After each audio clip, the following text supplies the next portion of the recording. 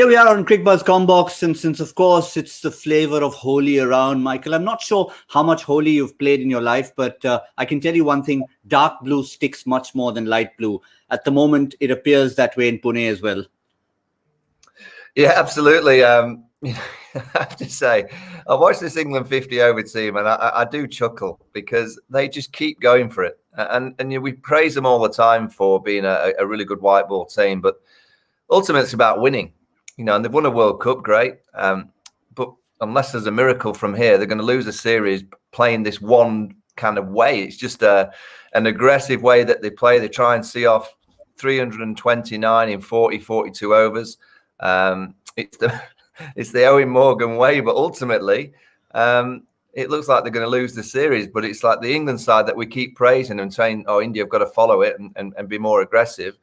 Wish they do, and they tried it today. But I do sit back on my sofa and kind of chuckle because, surely, they've got to somehow play a bit smarter at times as well. It can't be that every single over they're trying to launch. Even when they've lost a wicket, they just continuously try and launch. It was actually quite nice and refreshing when David Malan was on strike because you sat back and thought, oh, here we go. There's a proper player. There's someone that's just going to play the conventional way, but it's the England way.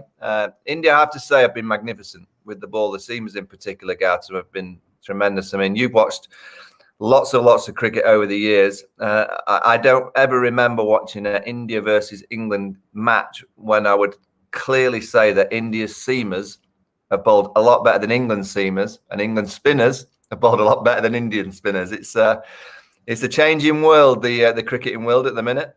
Yeah, it's a bit of an irony there if you look at that, Bhuvneshwar Kumar, and the good thing is Virat Kohli had the foresight, in a sense, to go back to Bhuvi, which he didn't do at one point in time in that second game. This time he said, look, England seem to only want to play 42 overs in the game. They don't think it's a 50-over match. So if that's what it's going to be, let me use as much of Bhuvi. He's picked up wickets with him. Shardul Thakur just picks up wickets for a living. And they've got a bit of a bonus out of Natarajan.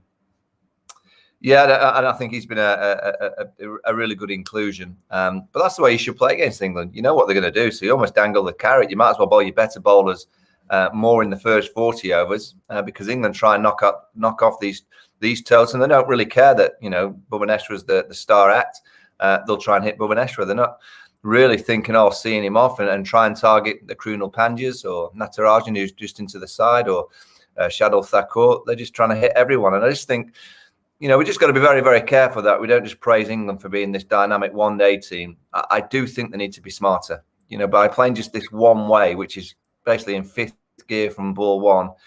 I think they can be better than that. I think they can be a bit smarter and not so gung-ho all the time. I think they can sit in certain periods, just play if you like, the old school way of just knocking it around for 5 and 6s. And then you get your matchups, and then you can target certain kind of bowlers at certain times by playing this way. Yes, it's nice, entertaining, but ultimately they give the opposition quite a few opportunities. If Hardik Pandya had have had catching hands on today, this game would have been done and dusted by now in about the 35th, 36th over. Because Hardik's forgotten his hands out in the field, that's the reason why we're still here talking about the game. It should have been finished by now. For all of you who know Michael Vaughan well, knows that he says, if I'm sitting back and watching, he's not actually sitting back anymore. He's leaning forward, which means England aren't doing too well. How much can we expect from Adil Rashid? We know Sam Curran can bat. Yeah, Adil he's a talent with the bat. The problem with Adil Rashid, it amazed me already. He's come out there and hit some nice shots. He just never bats. If you look at him over the last 3 or 4 years, I'm actually going to do some research this week on how many minutes Adil Rashid has batted in the last 3 or 4 years.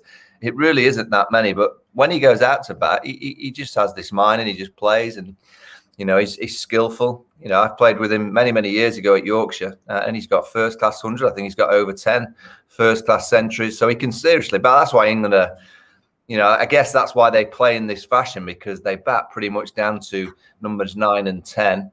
But it's a risky brand. It's an entertaining brand of cricket, but it's very, very risky.